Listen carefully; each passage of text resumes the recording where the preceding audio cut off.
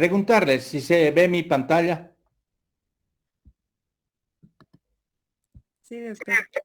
Bien. Bueno, este es un tema bastante corto, entonces lo último que nos falta, vamos a desarrollarlo, es la última parte en la cual vemos que su nombre dice, ¿no? Se prolapsa el recto.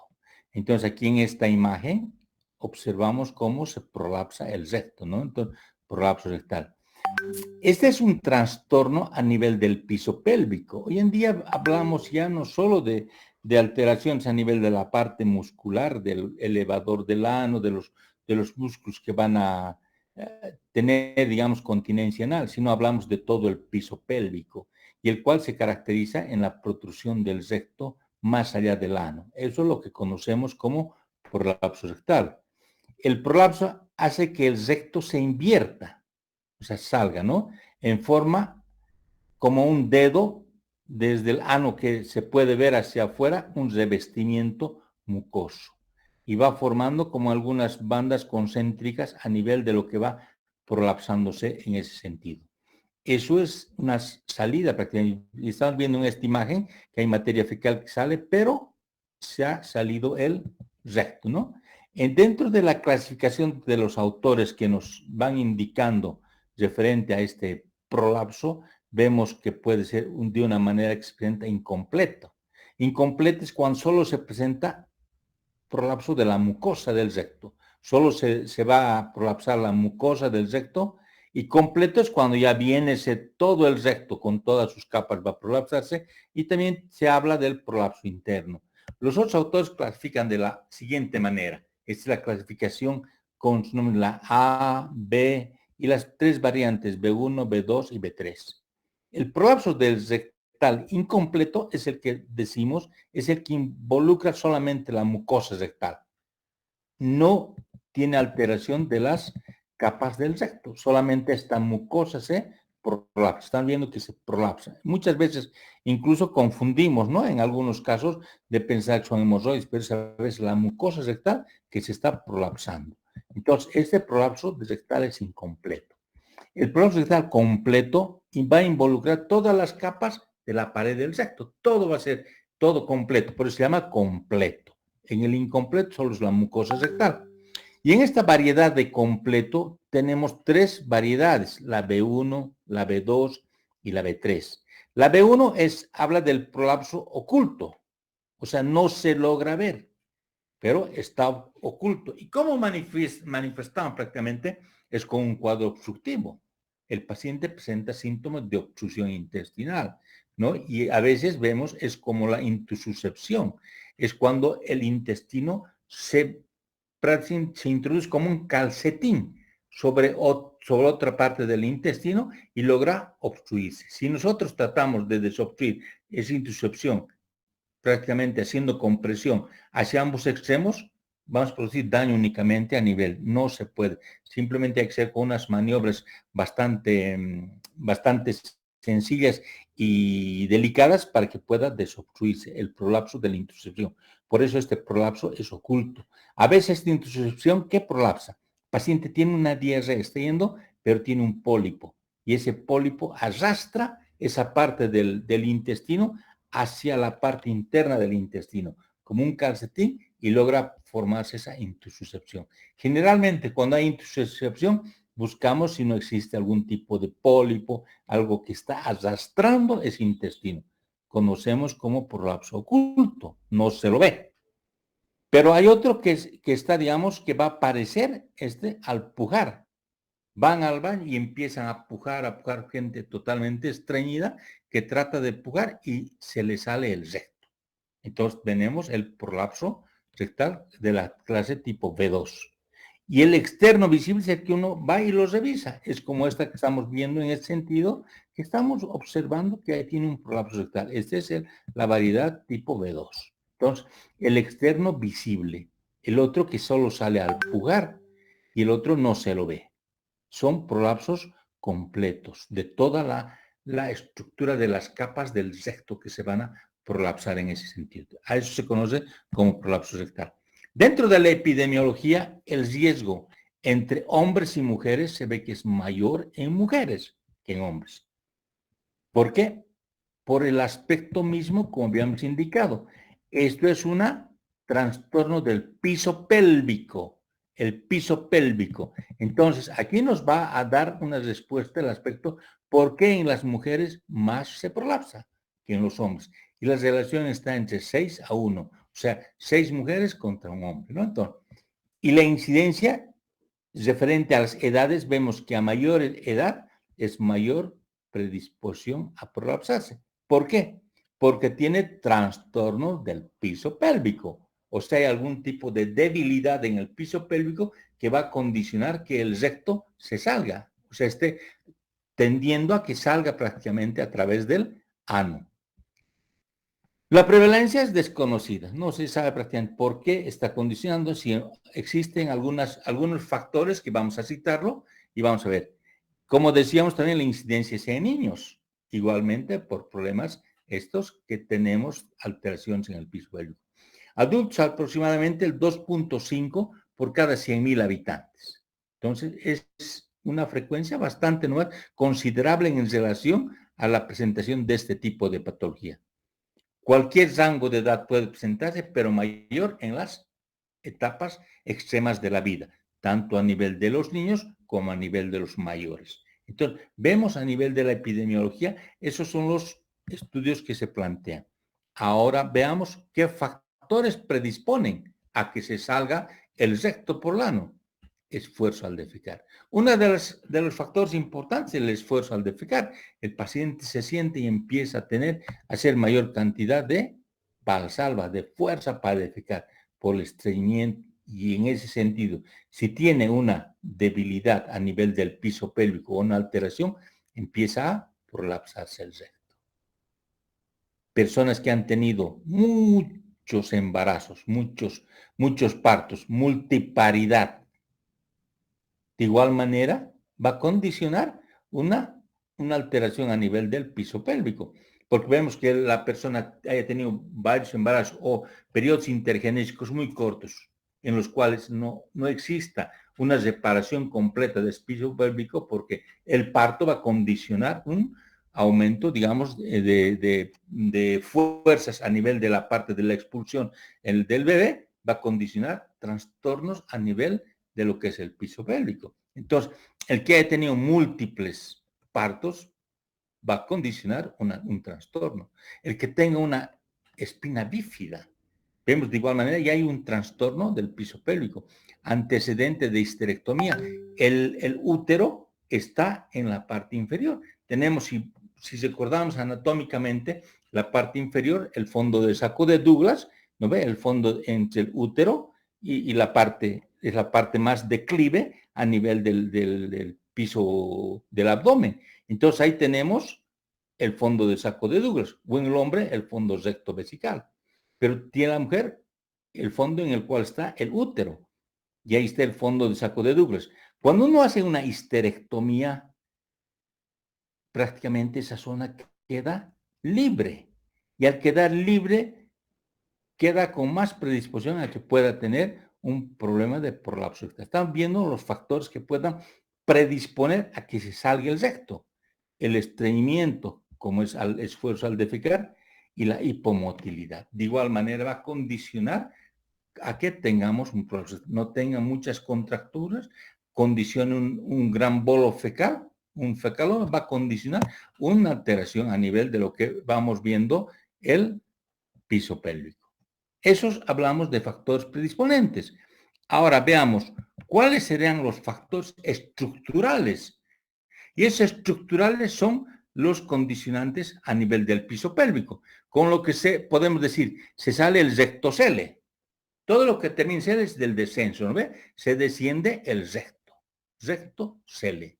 Es el que nos va a dar algún tipo de alteración, ¿no ve? En ese sentido. O sea, el recto va a descender. O un intestino va a descender enterocele. Todo estamos viendo a nivel del piso pélvico. O el cistocele. Pacientes que vienen y se quejan y dicen, hacen esfuerzo y pierden orina. Levantan una cosa pesada, pierden orina.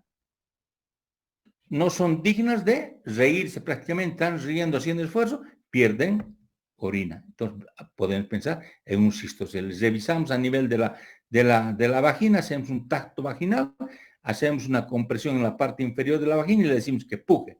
Y vamos a ver cómo prácticamente esa vejiga empieza a salir por la vagina. Y conocemos con el nombre de cistocele.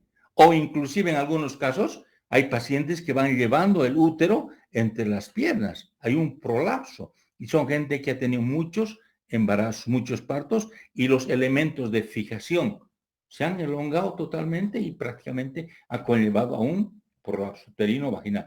Todos estos están alterando el piso pélvico. Son enfermedades del piso pélvico. El rectocele, el enterocele, el cistocele y el prolapso uterino van a condicionar cada uno de estos una alteración, un trastorno estructural, la estructura misma de la parte del piso pélvico. Un fondo de saco de Douglas profundo. Al hacer una histerectomía, ya no tiene el fondo de saco, sino va a quedar un fondo recto con la vejiga, recto, pero va a ser profundo. Ahí hicieron, sacaron el útero. O en algunos casos persiste el útero, pero el fondo de saco es totalmente profundo. Los elementos están dañados. O una redundancia del colon sigmoides, como hemos hablado, el dólico megasigma, o el dólico sigma únicamente, o el megasigma.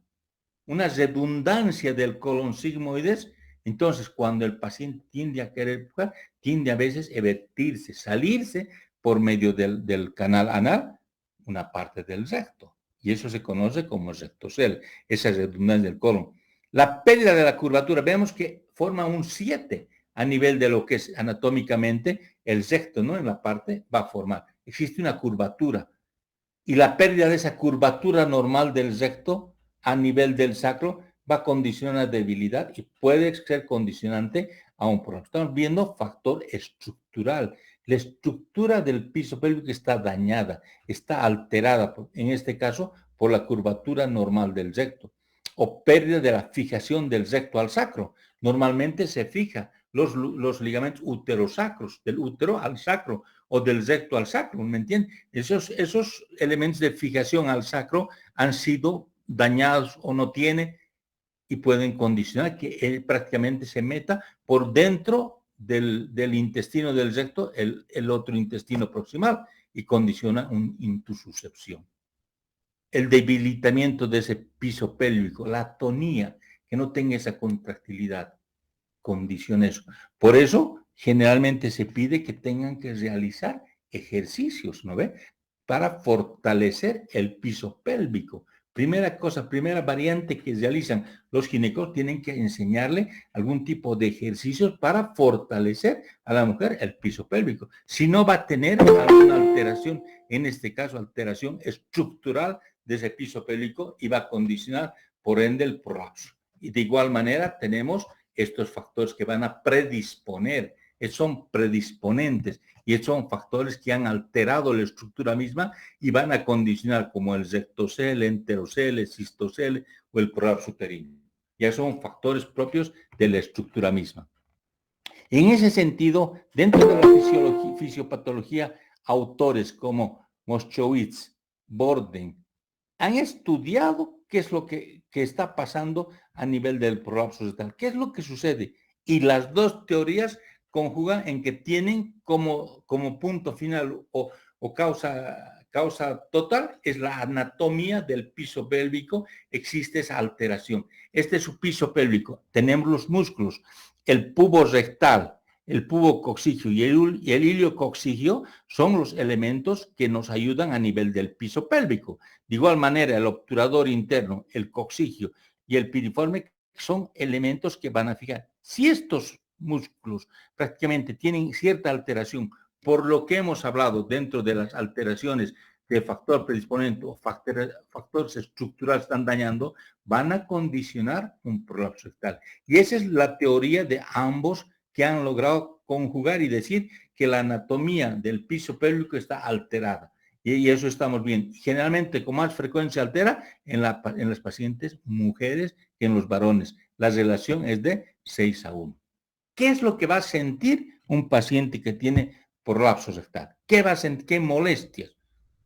Va a tener algunos trastornos en la cual tenga alteraciones incompletas, insatisfacción al defecar. Eso es un dato que va indicando que tiene, va al baño, defeca, pero sale del baño y se siente insatisfecho, no se siente haber vaciado totalmente. ¿Por qué? Porque tiene este problema. Hay una evacuación incompleta. A veces tiene secreción de moco porque se está prolapsando el recto, ¿me entiende? O a veces tiene los hábitos, están totalmente alterados. O sea, le llama al baño, que puja nomás y sale moco. O algunas veces esto está alterado. Es una insatisfacción cuando va a defecar. Entonces, eso le va a condicionar un trastorno de dolores generalmente a nivel del bajo vientre. Y muchas veces va a empezar a sentir como si tuviera una masa, un tumor a nivel del ano. Algo me sucede. Entonces, incluso llegan ellos o ellas primero a tratar de verse, de alguna manera tratan de ver qué es lo que está pasando, porque algo está pasando, algo tienen a nivel del bajo vientre, a nivel del piso pélvico, a nivel del ano. Cuando pujan, entonces presentarían esa alteración. Y muchas veces cuando se prolapsa el recto, ya empieza a tener algunas alteraciones a nivel de la parte del ano, especialmente erosiones, fisuras está poniendo. Y conlleva eso, que el ano ya está más dilatado, porque se va a dilatar. Entonces, tiende a tener incontinencia. Un pequeño esfuerzo está perdiendo la materia fecal. Y cuando tiene diarrea no puede contener. Y vemos que hay un porcentaje, la literatura indica, hasta un 75% de incontinencia. Y los otros conllevan un 88% de estreñimiento como causa. Y estos van a condicionarse, estos trastornos de evacuación, de presentar sección de moco, algunas veces asociada a heces con hábitos alterados, úlceras a nivel de lo que es la parte del canal anal. Y eso es lo que se va observando generalmente. Lo que vamos a ver, esa es la clínica. El paciente va al baño y tiende a querer defecar, anda pujando, haciendo la maniobra de Valsalva importante. ¿Y qué condiciona cuando va a condicionar este tipo de fisuras? Fisuras a nivel de la parte posterior, fisuras múltiples que pueden condicionar a nivel del ano. ¿Qué ha pasado? El prolapso condicionado. Generalmente va acompañado de un dolor a nivel del ano, una proctalgia, y las dolores, las molestias a nivel del bajo vientre. Entonces, la clínica nos orienta hacia este problema que estamos condicionando. Cuando vemos eso ya en la historia que nos han contado el paciente, tenemos que hacer nosotros un examen físico. Y el examen físico está condicionado a que al paciente tengamos que realizarle un tacto rectal. Y haremos una revisión de la parte perianal. Lo primero, buscaremos si no tiene ese tipo de alteraciones, este tipo de fisuras. Haremos una revisión de la parte perianal. Le pediremos que haga una maniobra de Valsalva, que haga fuerza. Y veremos si existe un prolapso incompleto cuando empieza a ser simplemente mucosa. O en algunos casos empieza a haber un prolapso completo que puede presentarse de qué manera. Puede salir y entrarse, o sea, de manera intermitente. Y nosotros lo que podemos ver a nivel de ese prolapso, esos anillos concéntricos en la mucosa, que es el recto el que nos va a estar dibujando prácticamente todas esas alteraciones concéntricas. Implica por lo menos 5 centímetros de recto prolapsado. Y cuando sale el recto, sale hacia afuera, ¿qué condiciona al paciente? ¿Qué le sucede? En este paciente está haciendo una maniobra de Valsalva, está pujando, están haciendo el tacto rectal y ven cómo se prolapsa. ¿No ves? Está prolapsando el recto. Acá está prolapsando igual la mucosa, nomás prolapsa incompleto. Pero esto es lo que condiciona. Cuando este recto ha salido afuera, ¿qué va a condicionar? Va a condicionar un edema importante, porque está comprimiendo la zona. Esos anillos concéntricos que ha formado el recto se van a totalmente dematizar. Y cuando el paciente viene a la emergencia, a veces viene caminando con los pies totalmente abiertos, con un dolor y no sabe qué va a hacer. El recto se le ha prolapsado, está afuera. Muchas veces cuando ya es frecuente, entonces ellos mismos se lo van introduciendo, pero en otras veces se ha prolapsado tanto que ha intentado prácticamente medir, no ha podido, y que ha condicionado una mayor alteración a nivel de la mucosa, se ha edematizado. ¿Y cómo podemos, lo que tenemos en la emergencia es introducir esto? Tenemos que introducir prácticamente este prolapso. ¿Cómo lo vamos a introducir? Miren, hay pacientes que llegan así con este prolapso a la emergencia. Se ponen en una posición genupectoral y estamos viendo este tipo de prolapsos bastante importantes. Y después se empieza a edematizar. En algunos tenemos este tipo de prolapsos. Vean el esfínter anal, cómo se ha dilatado, lo que va a condicionarnos esa incontinencia. Pero eso está pasando. Y esta parte del recto prolapsado va a empezar a sufrir. ¿Cómo? Lo primer tratamiento que tiene que hacer en la emergencia es reintroducir. ¿Cómo vas a reintroducir? Decimos a la familia, a alguien que compre 1 kilo de azúcar. Entonces él va a venir con 1 kilo de azúcar. ¿Y qué vamos a colocar? Azúcar le vamos a colocar a toda esta zona. Y con guantes vamos a hacer que ese azúcar vaya absorbiendo todo este edema, se va a deshidratar y posteriormente con facilidad vamos a reintroducir.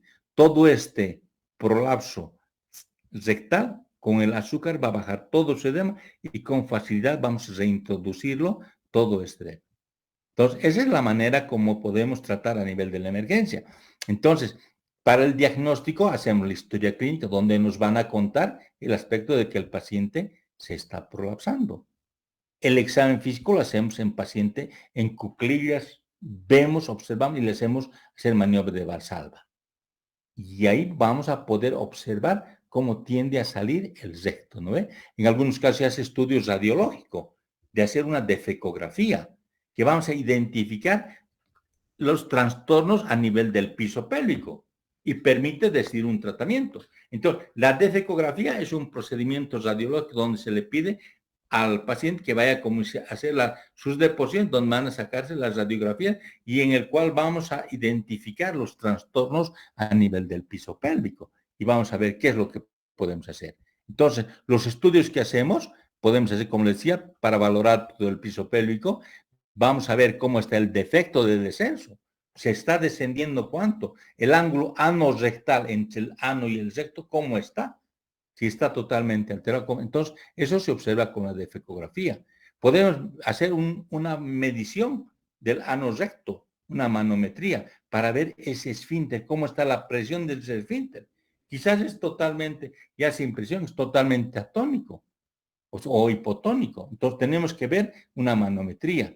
De igual manera, hoy en día podemos contar con los transductores a nivel del canal anal, una ecografía endoanal, en la cual vamos a poder ver prácticamente todos los elementos a nivel de lo que viene a ser del piso pélvico y los defectos a nivel del esfínter. ¿Qué está pasando con ese esfínter?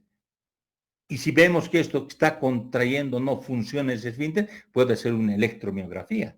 La electromiografía que hacíamos, por ejemplo, para diferentes sectores, segmentos, también podemos hacer a nivel del canal anal. Entonces, ¿para qué la electromiografía? Para ver si es continente o ya no es continente.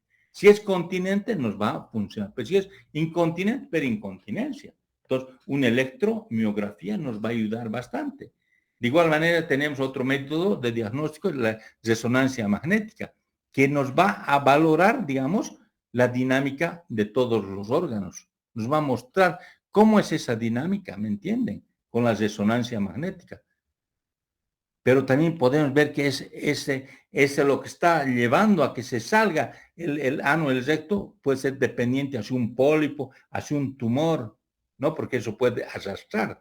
Al estar siendo materia fecal, tengo un tumor, entonces eso lo arrastra y hace la intususcepción. Entonces, hacemos colonoscopia para descartar neoplasias. Entonces, hay varios estudios complementarios que nos pueden ayudar en el diagnóstico de este prolapso rectal. Y todos ellos a nivel de valorar el piso pélvico, valorar la continencia, valorar ese esfínter, valorar la funcionalidad del esfínter, valorar si es incontinente o no es continente. Entonces, se tiene que hacer una valoración completa a nivel de lo que es el esfínter, el piso pélvico, y para lo cual tenemos varios métodos de diagnóstico. ¿Cuál es el tratamiento? Tenemos que tener objetivos. ¿Qué busco con el tratamiento? Restituir la anatomía del recto y del piso pélvico.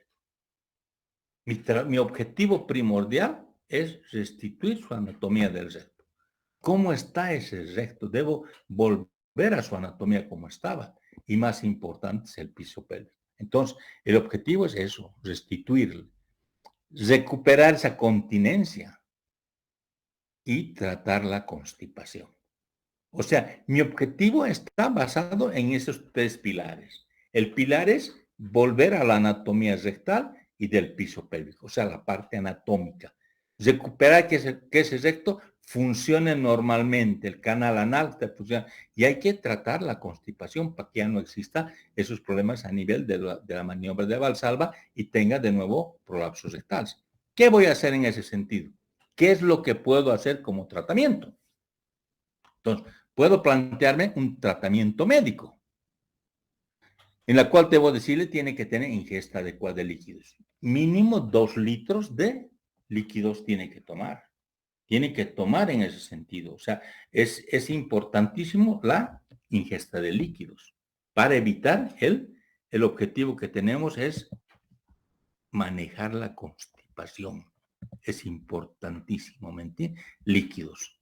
Ingesta adecuada de fibra. Tengo que hacer mayor bolo fecal para que no exista esta constipación. Entonces, es muy importante los líquidos y la fibra. En algunos casos podemos usar algún tipo de enemas, algún tipo de alteraciones, ¿no? Y es muy importante la reeducación. ¿Cómo debe inclusive sentarse este paciente a nivel de lo que es el inodoro? Miren, aquí está formando un ángulo de 90 grados. Y vean el dedo cómo está. Es malo. No está bien, ¿entienden? No está formando el ángulo correcto. El ángulo correcto sería este, ¿me entienden? ¿Para qué? Si vemos en la parte posterior, acá, en este sentido, el pubo rectal va a ser que retenga el recto. No va a permitir que pueda dilatarse o pueda salir en esta posición de los 90 grados.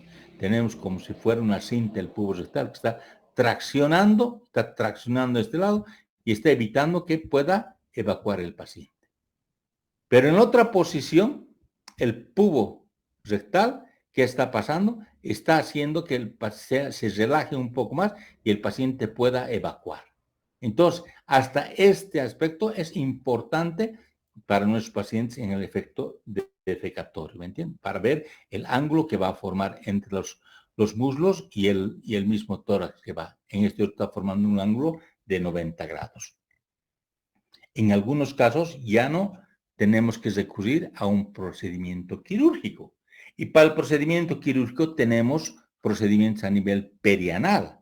O sea, lo que se ha salido afuera. ¿Qué estamos haciendo? En este caso está haciendo una resección. Está resecando el segmento comprometido. Está resecando y va a ser una anastomosis a nivel del canal anal. Está seccionando y va a ir cortando, ¿entiende? Va a ser anastomosis. ¿Qué está usando? Un stapler, ¿me entiende? Hace anastomosis y va a hacer con el stapler son procedimientos de Delorme al Temeyer, ¿no ve? Que se pueden lograr directamente tratar como procedimientos perianales. Se hace resección y pueden suturarse en la zona. Son tratamientos perianales. En algunos casos se hacen procedimientos abdominales. Vemos que este recto se sale por acá, por el canal anal. ¿Me entienden? Entonces, al salirse, entonces tenemos que ver qué hacer. Entonces, una técnica es la técnica de Ripstein. Entonces, esta técnica puede ser una rectopexia con resección o simplemente una rectopexia, pero por vía laparoscópica. Vamos a ver. Entonces, acá se usa ya el procedimiento de una malla. Están fijando, están haciendo una pexia del recto, pero en el cual está acompañado solo el de Ripstein, solamente con esa rectopexia, nada más, únicamente.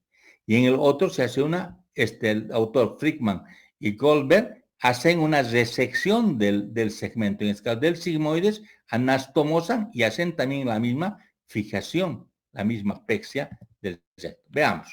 El procedimiento de Ripstein es el que se coloca una mallita. No están seccionando el colon para nada. Tiene aquí el colon sigmoides y tiene a nivel del sacro, que estamos viendo que tiene que ser fijado. Estamos viendo aquí el sacro y ahí se van a fijar una malla de Marlex. La malla de Marlex se corta en forma de U, así como esta imagen. Entonces, la parte inferior de la U es la que se va a fijar a nivel del sacro. Se colocan puntos a nivel del sacro. Entonces queda fijado. Y cada brazo lateral se va abrazando a lo que es el recto. Van colocando puntos. Entonces, por detrás se hace. La malla se coloca como si fuera un brazo, como si estuviera abrazando, pero en forma abierta. En ese sentido va fijándose con puntos laterales a cada uno de los lados y en la pared posterior a nivel de lo que es la curvatura del sacro se va fijando de igual manera con puntos y se tiene una fijación. Ese es el procedimiento de Ripstein. Así el paciente va a pujar, va a salir la materia fecal, pero esto va a ayudar a sujetar para que este recto no se prolapse. Tenemos un tratamiento intraabdominal. Otro procedimiento en el cual este autor Frickman Goldberg indican que deben hacer en aquellos casos que tienen un posible dólico sigma, hacer una sigmoidectomía y anastomosis primaria. Han hecho la sigmoidectomía con anastomosis primaria y concomitantemente a esto van a proceder a hacer la fijación del recto. Va a fijarse el recto al sacro. Entonces va a poner puntos de fijación. Aquí tenemos la parte del fondo de saco de Douglas y ya se ha hecho la resección del colon sigmoides con una anastomosis primaria término-terminal y en esta parte se ha liberado y se ha hecho la fijación del recto hacia el sacro. Entonces se ha movilizado el recto, se ha hecho resección del sigmoide con anastomosis terminal y por último se ha hecho la fijación del recto. Este es un buen tratamiento en el caso de que prácticamente va a venir la materia fecal y va a salir con facilidad, ¿no? Porque tiene una fijación de recto y tiene el colon más pequeño, porque se ha hecho una resección segmentaria o sigmoidectomía de ese segmento del recto. También puede hacerse una microcirugía endoscópica transanal. A nivel del ano, vean cómo están haciendo una cirugía, pero se llama microcirugía. Están avanzando con microscopios, haciendo una verdadera microcirugía endoscópica transanal. Y también hacen la cirugía robótica, una cirugía robótica para este tipo de prolapso. En la microcirugía endoscópica transanal, es la que se utiliza generalmente en los casos de recto incompleto o en la que tienen un prolapso rectal oculto. Porque entonces están entrando hacia la parte interna a través de esos microscopios y están haciendo una endoscopía transanal, una microcirugía. Y eso va bastante, digamos, mejorada por ese aspecto, por ser una microcirugía. En algunos casos podemos ir directamente a una engrampadora, como hemos usado con la técnica de Delorme. Es la que se ve a nivel del ano, ¿no ve? Pero una se puede hacer esta a través de una microcirugía. Y la cirugía robótica prácticamente es bastante segura y eficiente porque es un robot a través de las computadoras que se puede lograr ver y tratar el tratamiento. En este algoritmo que tengo, por ejemplo, que les señalo, el tipo de prolapso. El prolapso puede ser de mucosa únicamente o de espesor completo. Cuando es de mucosa completo, bueno, la técnica está el Delorme, como hemos visto, que se puede realizar o inclusive una microcirugía. Pero cuando es de espesor completo, hay dos modalidades. Si el paciente puede resistir a anestesia general, porque vemos que son procedimientos para gente de edad muy avanzada, en el cual vemos si es apto para una anestesia general o no es apto para anestesia general. Si no es apto para anestesia general, solamente hacemos un abordaje perianal, o sea, por la parte perianal y podemos hacer los procedimientos, tanto de Delorme o de Altemeyer, unos procedimientos perianales. Pero si va a darnos para anestesia general, entonces tenemos que hacer un abordaje abdominal, que es lo más seguro y lo más específico, en el cual podemos hacer una resección del sigmoide con una pexia, con una sutura, con una fijación, o una fijación únicamente con malla que se puede fijar el recto. Entonces, nos muestra toda nuestra literatura.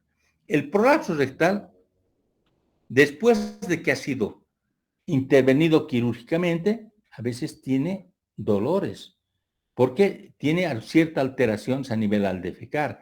Y al paciente es aconsejable iniciar una dieta temprana, pero poco a poco, ¿no? Entonces, poco a poco para que vaya acostumbrándose, porque al inicio va a tener bastante dolor, bastante problema a nivel de lo que es la defecación.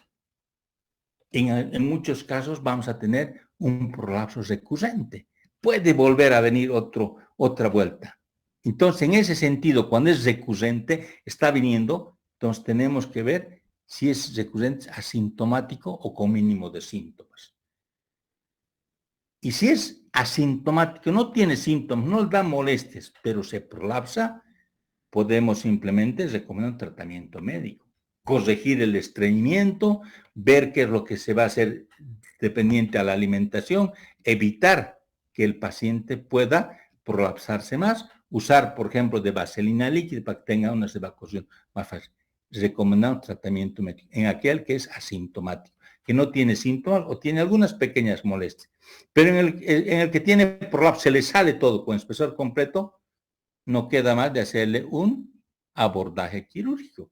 Y en este caso de abordaje quirúrgico, se tiene que ver qué es lo que podemos hacer en el sentido de ver si vamos a hacer un abordaje por vía abdominal o por vía perineal únicamente. Son dos alternativas que podemos plantearnos, porque las complicaciones que nos pueden dar en ese sentido, la proctitis, es la inflamación a nivel del canal y tiene dolor a nivel de la parte baja. Puede presentarse úlceras, puede tener sangrado bastante masivo el paciente o en algunos casos rotura del prolapso. Está pujando y hace sangrar, puede tener algún tipo de problema. O puede llegar, digamos, a estrangular mismo únicamente, otra vuelta a prolapsarse y llegar a una gangrena. Entonces, un paciente que requiere, digamos, este tipo de tratamiento tiene que ser manejado y observado en forma de controles en forma periódica para evitar este tipo de complicaciones que pueden darse en ese sentido, ¿no ven? Y el diagnóstico diferencial, ¿con qué podemos diagnosticar? Creemos que ese prolapso es un hemorroides y vemos los hemorroides. Los hemorroides, entonces, si vemos hemorroides internos o hemorroides externos. Si es hemorroide externo, entonces tendrá piel. Si es hemorroide interno, veremos los 4 grados del hemorroides, ¿no ve? Porque los cojinetes son los que se descienden. Y el de cuarto grado, el hemorroide de cuarto grado, está externo. Prácticamente salió por el canal anal. Y eso no lo reintroducimos. Queremos reintroducir y no se reintroduce. Y vemos que son paquetes venosos, el de cuarto grado. El de tercer grado es aquel que agarro con el dedo, lo introduzco, se reduce, pero lo suelto y vuelve a salir. Entonces, es el que puede reducirse. Y el de segundo grado es el que le pido al paciente que puje, sale y deja de pujar, se entra.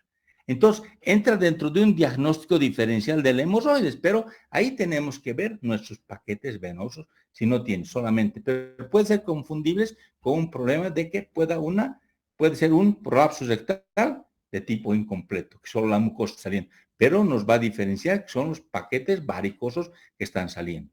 A nivel del cáncer renal, sí puede haber, digamos, un problema neoplásico, pero para el tacto. Entonces vemos que es una zona de induración en la cual nos va a permitir esa zona en la cual esté bastante dura y sea fácilmente de tomar una biopsia. Una biopsia nos va a dar directamente el diagnóstico definitivo, un cáncer de canal anal o inclusive un melanoma. Bien, eso era el tema que les he traído para que podamos ver en ese sentido y poder terminar mi presentación con el aspecto del prolapso, ¿no ven?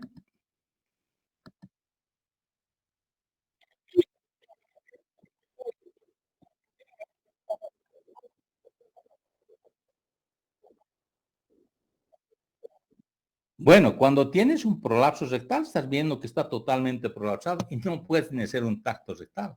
El edema es tan importante y si nosotros tratamos de meter, a veces sentimos el esfínter anal por detrás, después que estamos pasando la parte que se ha prolapsado y ahí estamos tocando el esfínter ya por dentro. Entonces estás viendo que se trata de un prolapso. ¿Qué tienes que hacer? Tienes que reducir eso. tienes que volvérselo a introducir ese recto. ¿Y cómo vas a poder disminuir ese edema tan importante?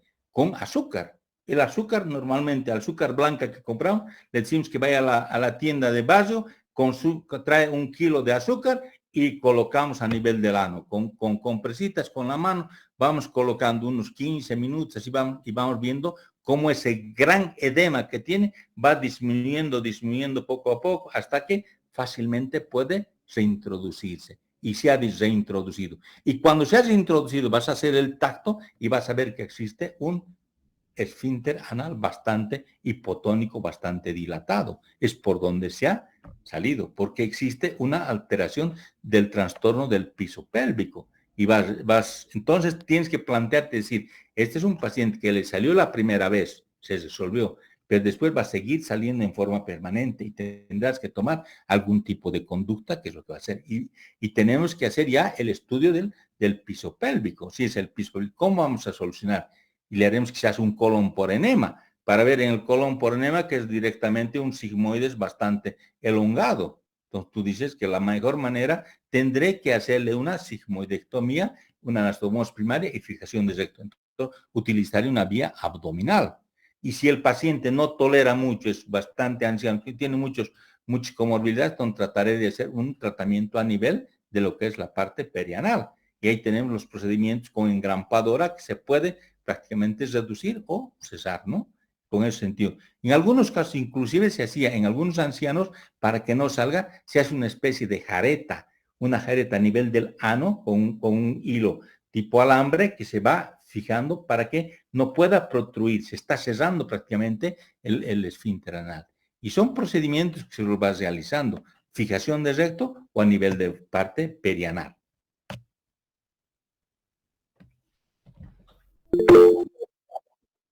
Bien, espero que yo les agradezco por su participación y por haber estado, digamos, en las clases.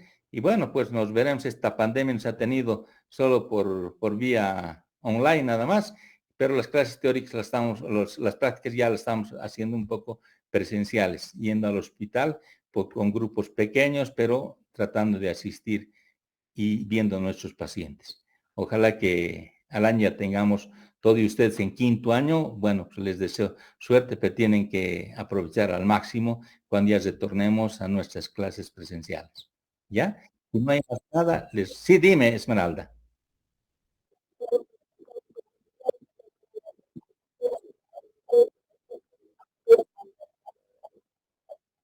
Ya, el mecanismo del azúcar. A ver, ¿qué haces vos, digamos?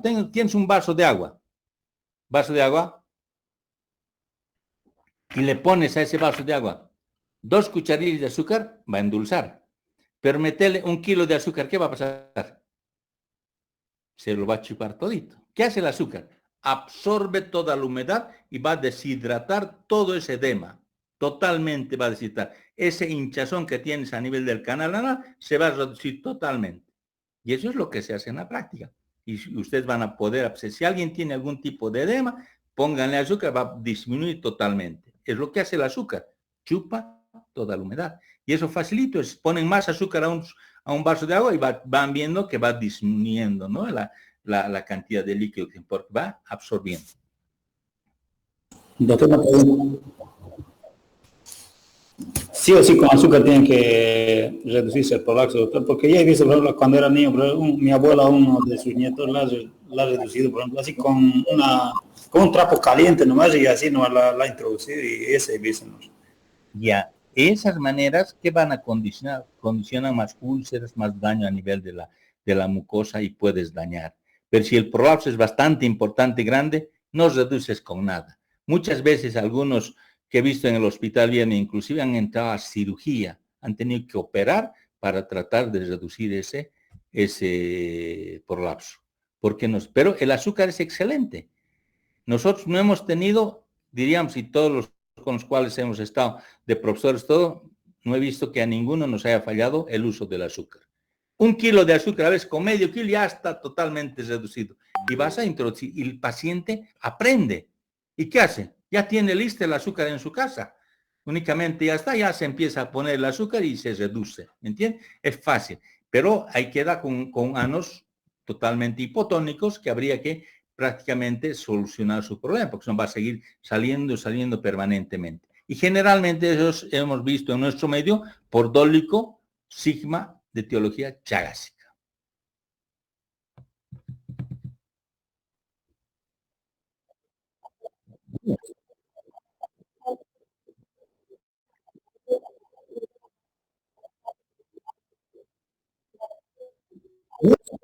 Nada. Solamente les damos algunos lubricantes intestinales como la vaselina líquida, para que tenemos que tratar. El objetivo, ¿cuál es? Es restituir la parte anatómica, ¿no ve? Tanto del recto y del esfínter.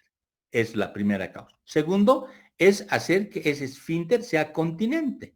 Tratar de que funcione bien. Y el cuarto es tratar el estreñimiento. Entonces tienes que tratar el estreñimiento. Aumentarás el bolo fecal, aumentarás la cantidad de líquidos que ingieras, le enseñarás que un plato de comida, la mitad es verdura y la otra mitad está dividida en dos, carne y un poco de carbohidrato.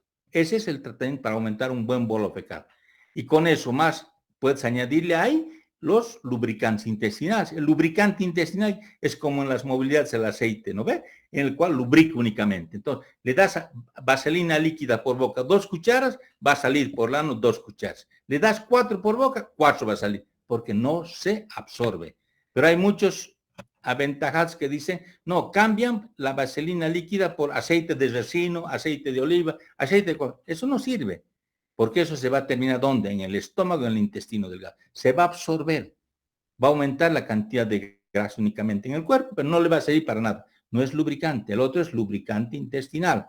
Y en algunos casos, si se quiere seguir, podemos usar vaselagar, algún otro componente en el cual nos pueda ayudar, inclusive los enemas evacuantes. De que yo les agradezco a todos ustedes. Muchas gracias. Y bueno, nos veremos más después. Ya se les acerca también los exámenes finales. Rápidamente terminan en cirugía y que les vaya bien. Les deseo suerte y les agradezco. Gracias a todos ustedes. ¿Ya? Muchas gracias. Hasta luego, doctor. Gracias. Gracias.